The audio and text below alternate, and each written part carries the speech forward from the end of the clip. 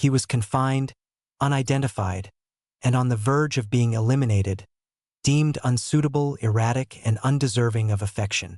No one perceived the silent German shepherd's suffering. No one questioned why a dog so motionless could possess eyes so expressive of sorrow until a careworn mechanic, contending with his own internal struggles, stood among the observers and uttered a name the dog had never encountered, yet somehow acknowledged. What transpires next is not merely a rescue. It's a struggle against silence, hidden truths, and the individuals who sought this dog's demise. A tale of allegiance, self-sacrifice, and a bond that challenges its intended nature. The metallic enclosures did not clang. There was no necessity. Amidst a lengthy array of vocalizing, pacing, and panting canines, one compartment remained unervingly motionless. The German shepherd within neither snarled nor whimpered. It simply gazed, not at the onlookers, not at the ground, but into an empty space. It was as if the spark within him had been extinguished long ago, and the remaining form was merely biding its time. His enclosure identification read only #K9-47. No designation, no narrative, no prospect. And in this containment center on the periphery of Millstone, Pennsylvania, an absence of a name signified an absence of a future. They asserted he had not passed the obedience assessment. They asserted he had snapped once during a training exercise. Too agitated, too unyielding, too perilous, not suitable for adoption. The pronouncements were mechanically stamped on the admission document like a decree of death. The personnel did not refer to him by name, not because they had forgotten it, but because he had never been assigned one. "Keep your distance from that one," a volunteer murmured to a passing couple. "He's prone to biting." Yet the reality was no one had ever witnessed him bite. No one had ever witnessed him stir. The shelter staff regarded him as one might a previously haunted chamber. Quiet, but for entirely unsettling reasons. He was not hostile. He was not fractured. He was merely silent. Not the kind of silence that invites closer inspection, but the kind that prompts aversion. One employee mentioned he had not consumed food for 3 days. Another noted he remained unfazed during thunderstorms, sirens, or even when a metal pail clattered beside his enclosure. Such stillness was not the result of training. It was acquiescence. And thus, he was included on the final roster. A clipboard affixed to the staff lounge refrigerator displayed K9-47. Disposal scheduled. Saturday, 3 p.m. The determination was devoid of emotion. It was not even a personal matter. It was administrative. And for the dog in the enclosure, who did not even flinch as the custodian swept past with his mop, it might as well have signified the cessation of existence. Or perhaps it already had. What went unobserved was that the enclosure was not unoccupied. It merely contained something too quiet to be quantified. Not fury, not apprehension, but something far more profound, something in abeyance. Saturday arrived, cold, gloomy. Notices had been distributed throughout Millstone. Public viewing retired K9 units. Adoption and decommissioning, as if these creatures were implements being sold off for their base materials. By 11 a.m., the external parking area was congested. Families harbored hopes for a final opportunity to acquire a good dog. Couples in raincoats clutched coffee cups. Shelter personnel maintained courteous expressions. The atmosphere was optimistic, almost celebratory. Inside, however, the dog in enclosure K9-47 remained motionless. He had been groomed, his coat hastily wiped, yet nothing about his appearance was presentable. His ears stayed lowered, his body as still as stone. As individuals passed his enclosure, they did not pause. A few glanced at the identification card. None inquired about him, save for one man. He entered late, clad in a grease-smudged jacket, his hands calloused, his countenance etched by years of burdens heavier than labor. His name was Logan Merrick, and he had not come in search of a dog. He was uncertain even of his reason for being there. But when he passed by that enclosure and halted, everything shifted. He gazed into the dog's eyes, and the dog gazed back. And in that peculiar, suspended instant, neither of them was yet aware, but something had just commenced, something irrevocable, something that would disrupt both their worlds. Because in a facility teeming with barking dogs and fervent hope, Logan Merrick had just made eye contact with the sole creature in the establishment that was not seeking rescue. He was merely awaiting recognition. Logan Merrick held no belief in destiny. He believed in bolts that corroded and seized, in engines that failed without forewarning, and in mornings where coffee possessed the acrid taste of burnt silence. His workshop, situated on the outskirts of Millstone, had once flourished back when people required more than electronic diagnostics and system resets. Now it was primarily characterized by oil-saturated cloths and half-articulated commitments to no one in particular. He repaired machinery, not individuals, and certainly not himself. That Saturday, he stood in the center of his workshop contemplating a damaged carburetor he had not addressed for 2 days. The flyer had come into his possession accidentally, lodged beneath his windshield wiper in the diner's parking lot. K9 disposal and transfer public viewing this Saturday. Most individuals would not have given it a second thought, but something about the terminology unsettled him. Disposal.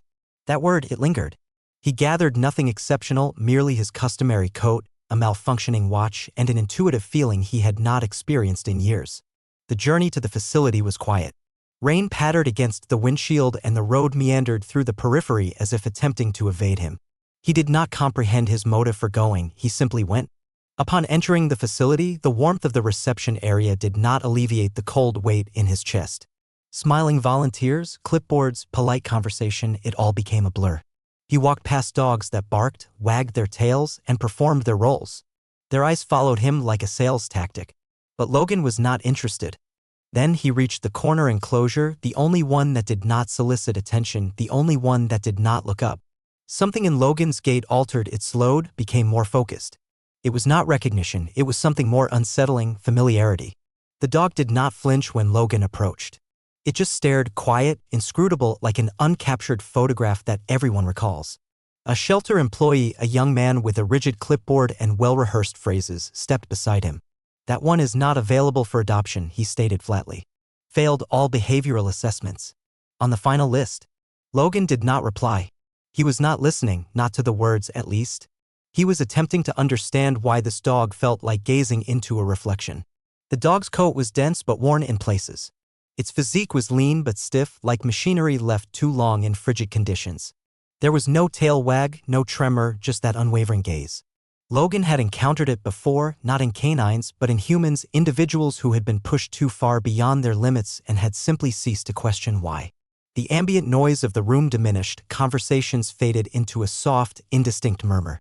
Logan's thoughts, for a change, were not racing, they were merely present, still, and quiet like the dog. He did not even realize he had spoken until the name escaped his lips, Axel. It was not rehearsed, not planned. But the instant it entered the air, something extraordinary occurred. The dog moved. Not a twitch, not a reflex, but a complete, deliberate turn of its head. Its eyes locked onto his. And for the first time since Logan had entered that building, he forgot to draw breath. Axel did not bark, did not growl, but the space between them constricted as if gravity itself had become personal. The worker glanced at Logan, irritated. "Sir, I informed you he's not available for." But Logan stepped forward, barely registering the words. Something about this moment resonated more profoundly than comprehension. Axel had not moved for anyone else. Not once. And now he was staring as if he had been waiting all day for that single word. No one noticed the expression in Logan's eyes. Perplexed, heavy, and filled with something akin to fear. Not fear of the dog, but fear of what he might have just initiated. Because as Axel took a slow, careful step forward in that cage, Logan knew this was not an accident. This was something buried, something reawakening. And for reasons he did not yet understand, Logan could not walk away. Not now, not from him, not from this. It commenced with a voice, toneless, uninterested, resonating from a loudspeaker positioned near the ceiling. "Attention attendees. The following dogs are no longer eligible for public adoption and have been scheduled for transfer or humane disposal." The words struck with the force of falling masonry. One by one, identification numbers were recited from a list, cold and impersonal. Then it came, K9-47. No name, merely a number. as if the dog had not even merited a proper farewell. The worker in charge, clipboard tucked under his arm, moved with the kind of proficiency only apathy could generate. He proceeded directly to the enclosure with the same demeanor one might employ when discarding broken apparatus. When he unlatched the cage, the dog did not resist, did not flinch. It simply stood and awaited. There was no panic, no opposition, just resignation. And perhaps that is what rendered it more poignant. Observing something once formidable approach its demise without protest. The assembly barely stirred. Most individuals averted their gaze, concentrating on younger canines with wagging tails and expectant eyes. People did not desire reminders of the consequences when the system falters. They sought second chances enveloped in joyful conclusions, not fractured silence shrouded in shadows. Yet Logan did not look away. He remained motionless as the handler began to wheel the enclosure out of the room. And then, as if an invisible cord in his chest had been tugged, Logan stepped forward. It was not a deliberate choice. It was an impulse. He did not elevate his voice, did not create a disturbance. He simply uttered the name once more, low and certain, Axel. The sound cut through the din like a clear bell. The German shepherd halted in mid-stride. Its head turned sharply, its eyes scanning through the metal bars, as if searching for something it had only encountered in dreams. Then it saw him, Logan. The stillness fractured. The dog's body tensed, its ears lifting just slightly. A pulse quickened beneath its ribs, a flicker in the eyes that had been lifeless mere moments before. The handler noticed. "Sir, move back. This one is not available." But Logan did not budge. His gaze remained fixed on the dog, and the dog did not blink. A low growl rumbled in Axel's throat. Not hostile, but wary, inquisitive, like the sound a forgotten memory might make as it tries to reemerge. His paws shifted forward an inch, just one, but it was enough to alter everything. "Sir!" the handler exclaimed again, now exasperated, prepared to escalate the situation. "This dog is unstable. He failed all." "I don't care," Logan interjected, his voice not loud but unwavering. "He knows his name." That simple declaration captured attention. People began to observe, not all, but a sufficient number. Enough to change the atmosphere in the room. The handler paused, visibly unsettled. Axel took another step towards the front of the cage. His body no longer appeared inert. It seemed aware, focused, alive, as if something buried deep beneath commands, mistreatment, and desertion had clawed its way back to the surface. He was staring at Logan as if the world had contracted to a single man and a single sound. "Let me try," Logan said. The handler shook his head. "That's not protocol." Logan looked him directly in the eyes. "Neither is euthanizing a dog who just remembered how to live." For a second, no one moved. The handler looked around, uncertain, seeking support that wasn't forthcoming. He finally stepped back, but not before muttering, "Your responsibility." Logan didn't hesitate. He approached the cage, kneeling slowly so he wouldn't tower over Axel. The two locked eyes, closer now, and Logan whispered again, softer, as if the name itself were a thread between them. "Axel." The dog inched forward. One step, then another. Then, with no warning, he pressed his head gently against Logan's chest. A gasp rippled through the room. People stopped talking. Some stood with mouths slightly open. Even the handler looked as if he'd swallowed his own words. Logan didn't say anything else. He just stayed still, one hand resting lightly on Axel's neck. The moment stretched, quiet, raw, impossibly intimate. The dog wasn't trembling, wasn't growling.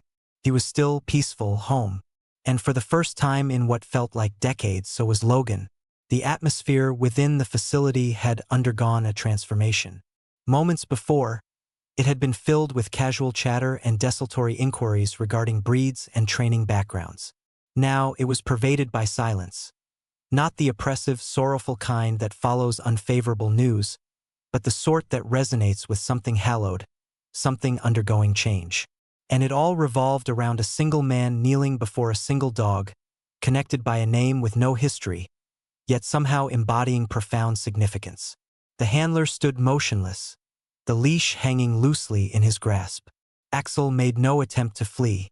He neither growled nor flinched. He simply pressed his head into Logan's chest as if it were a familiar gesture, performed countless times in a past neither of them recalled. Logan's hands hovered momentarily, uncertain, then finally settled gently on Axel's back. The fur was coarse, warm, tangible. Around them, people whispered. A woman near the front murmured, "That's not possible." He was unresponsive all week.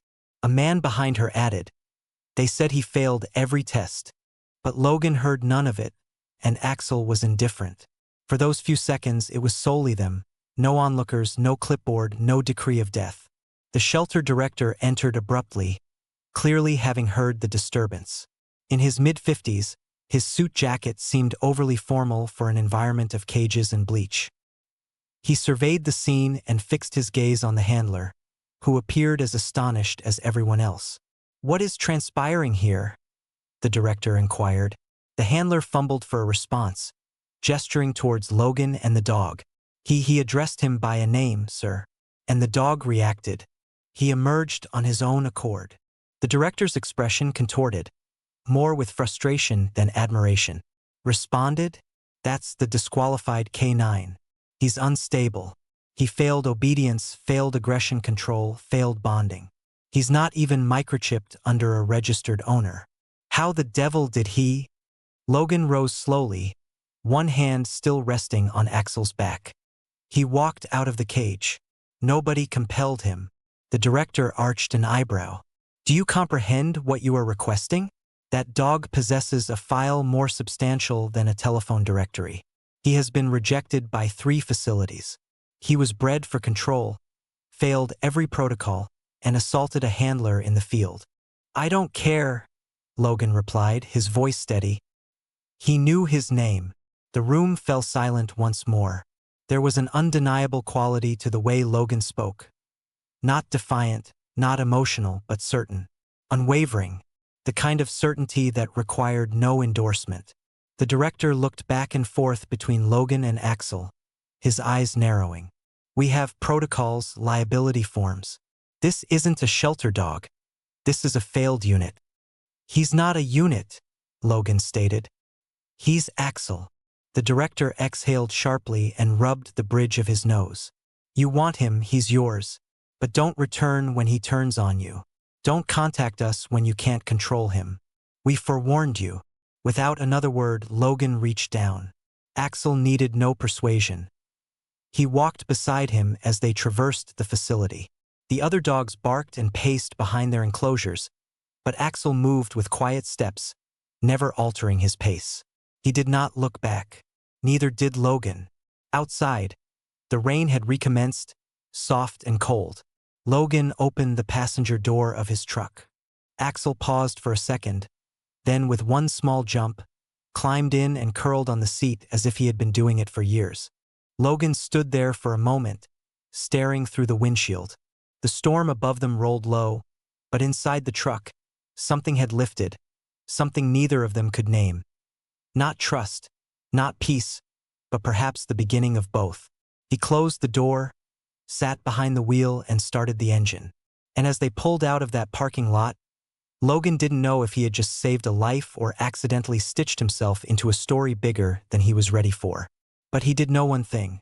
When he'd said the name Axel, something inside that dog had come alive, and something inside Logan had come back from the dead. The journey back to Millstone was enveloped in silence, but not the oppressive kind. This was a silence dense with unspoken queries. Axel rested quietly in the passenger seat, his body still, yet his eyes scanned the passing world through the window as if observing trees swaying in the wind for the very first time. Logan, too, said little. He was unsure what to articulate. Not to Axel, not to himself. Something had shifted at that facility.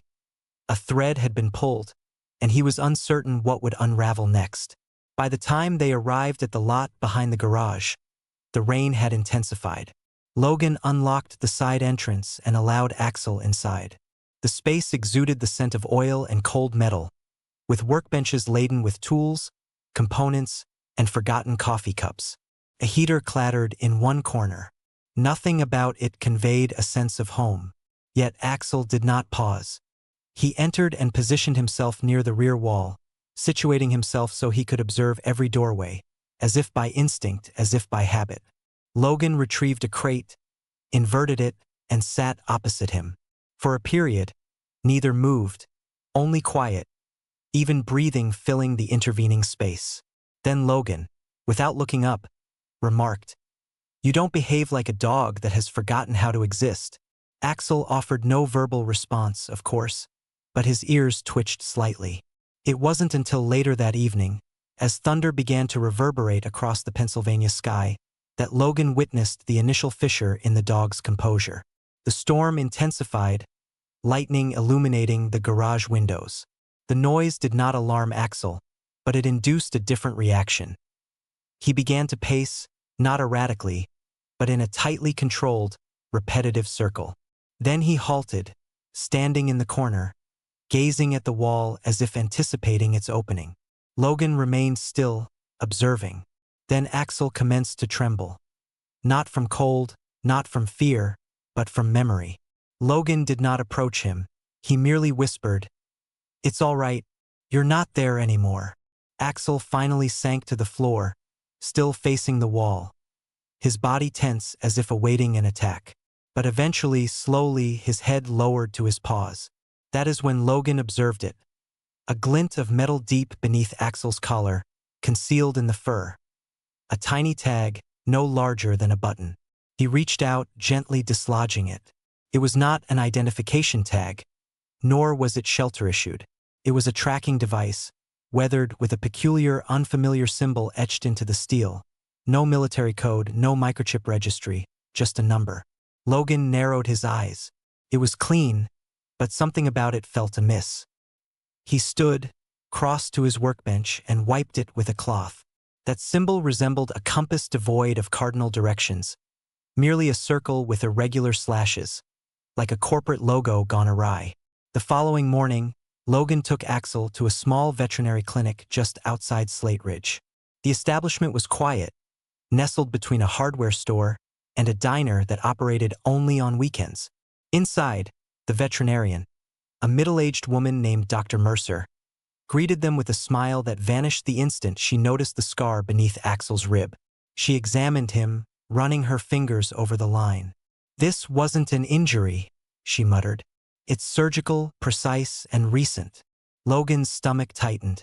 Why would a shelter dog bear such a mark? Dr. Mercer looked at him, a focused attention settling in her eyes. Because this dog wasn't intended for adoption. He wasn't meant to leave wherever he originated. When she passed the portable scanner over Axel's shoulder, the device emitted a sharp buzz, then ceased to function. "Fried. Encrypted," she whispered. "Encrypted?" Logan asked, his voice becoming sharper. "Whatever is in this dog," she stated, "wasn't merely a chip. It was designed to be untraceable."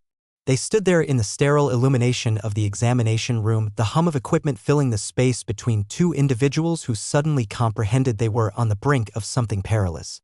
Logan looked down at Axel, who sat patiently on the tile floor, as calm as if none of this surprised him. The veterinarian leaned closer, her voice low. "If I were in your position, I would keep him out of sight. And I would be exceptionally cautious about whom you question regarding that tag." Logan offered no reply because deep down he already knew. Axel wasn't an error in the system, he was a secret, and someone, somewhere, would want that secret eliminated. Logan scarcely slept that night, not due to the external tempest, but because of the internal one now churning within his thoughts. He sat at his kitchen table, the metallic tag from Axel turning between his fingers like an unsolvable enigma. Its significance was not tangible, it was in its implications. Something about Axel was not merely unfortunate, it was classified, concealed, intended to remain forgotten. By morning, Logan observed a black SUV moving slowly past the garage, unhurried, not lost, merely observant. It did not halt, did not lower a window, it simply proceeded down the narrow road and disappeared around the bend. But Axel, who had been positioned near the window, remained motionless until it was gone. Only then did he emit a quiet, low growl. Logan stepped outside, his eyes scanning the vicinity. Nothing. Quiet. Excessively quiet. The kind that feels like a held breath.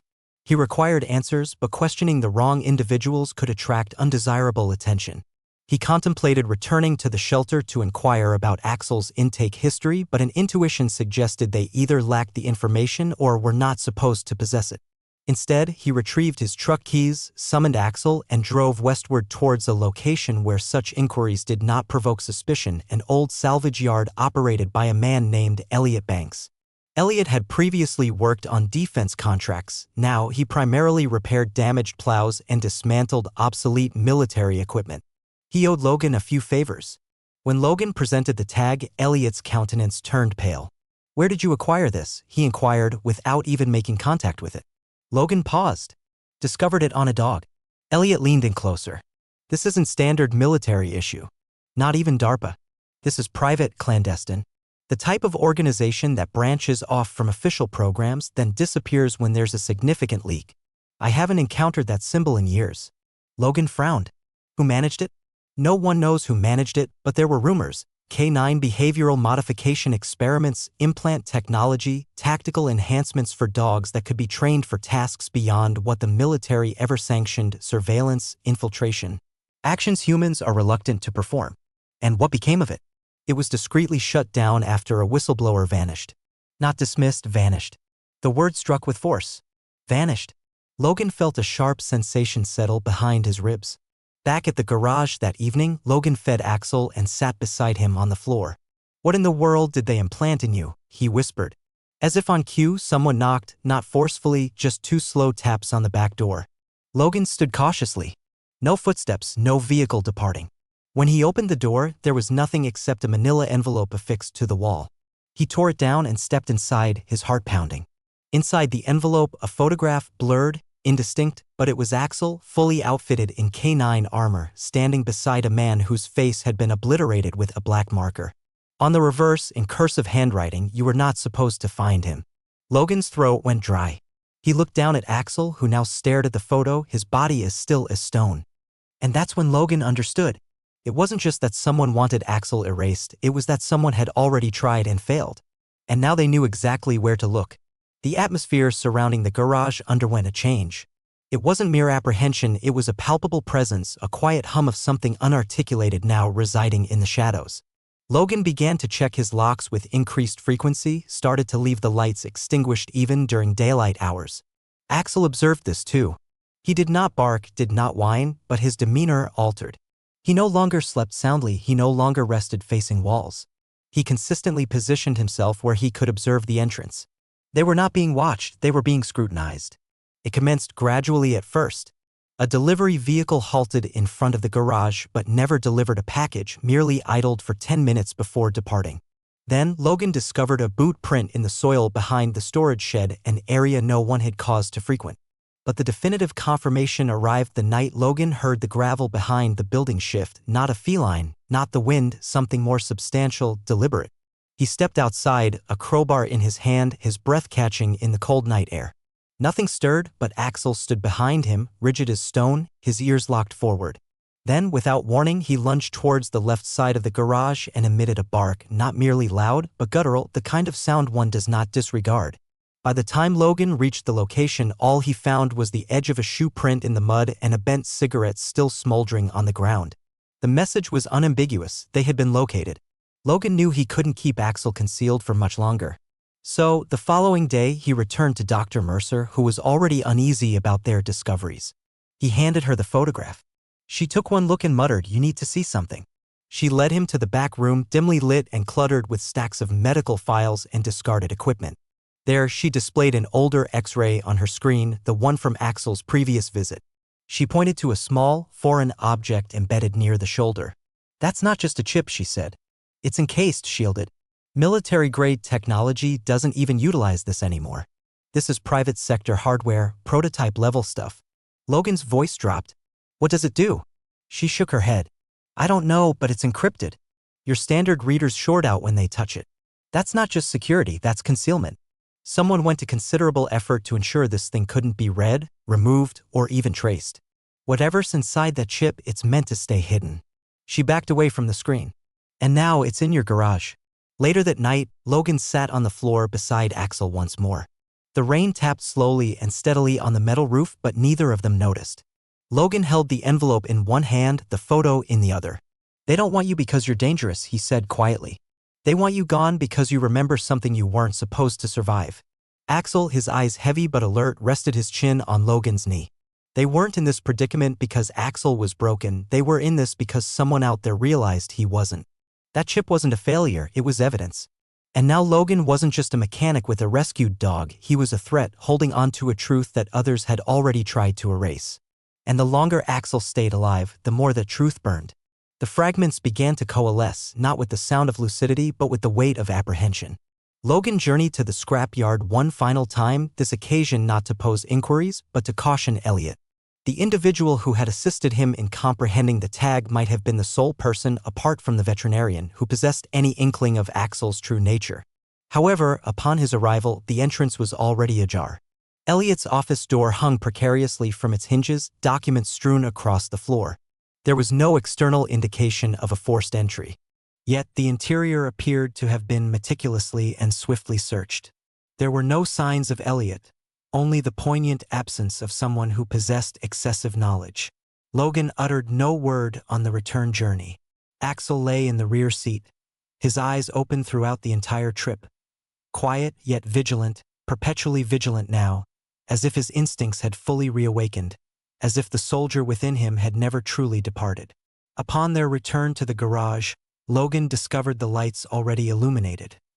He invariably extinguished them before leaving. He slowly reached for the crowbar positioned behind the door. Axel was already crouched low to the ground, his body rigid. Logan nodded once.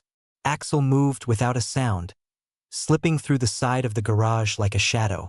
Logan stepped around the front and froze. There, standing by his workbench, was the last person he expected. Jared, the janitor from the facility. But something about him was different. He wasn't holding a mop or pushing a bucket this time. He was wearing tactical boots, plain jeans, and in his hand was a flash drive. "I had a suspicion you'd be here," Jared stated, his voice calmer than it had any right to be. "Or they would." Logan did not lower the crowbar. "Are you following me?" Jared did not respond to that. He merely extended the drive. "This contains everything," he said. "The program, the experiments, the termination orders, and what they did to the dogs that didn't obey." Logan's heart skipped a beat. "Axel." Jared nodded. "He was one of the best until he hesitated, disobeyed a direct command to attack. There was a civilian in the crossfire. He held back, saved her." He paused. "And that made him a liability." Logan took the drive slowly. Jared backed away as if he were finished. But before he left, he looked down at Axel, who had stepped into view, his eyes burning like wildfire. They didn't expect him to survive. And they definitely didn't expect someone like you to pull him out. The door closed. Jared was gone. Logan slid into his desk chair and opened the drive. What he saw made his hands tremble. Files, documents, test logs, video footage. In one clip, Axel's handler screamed commands. In another, explosions sounded in the background. And in one haunting video, Axel stood frozen between two targets. One combatant, one innocent. The combatant raised a weapon. Axel chose the harder target, saved the innocent, and in the next frame, his handler slammed him to the ground. Below the footage was a report. Unit K-9-47, Compromised Judgment. Schedule for decommissioning. They didn't care he made the right choice. They cared he made his own. Logan shut the laptop, fingers clenched. Axel was beside him now, sitting tall. Not a dog awaiting a treat, not a pet awaiting affection, but something stronger, a survivor standing beside the one man who had seen his worth. They weren't out of danger. If anything, they had just ignited a fire someone else would want to extinguish. But Logan knew something now, something unshakable. Axel had done everything right. He'd been punished for choosing to protect life instead of destroy it. And maybe, just maybe, that decision, the one act of disobedience, was the most human thing anyone in that entire program had ever done. Logan rested his hand on Axel's back. "You didn't fail," he whispered. "They did." And in that moment, the garage didn't feel like a hideout anymore. It felt like a war room, because now Logan had the truth, and more importantly, he had the dog who lived to tell it.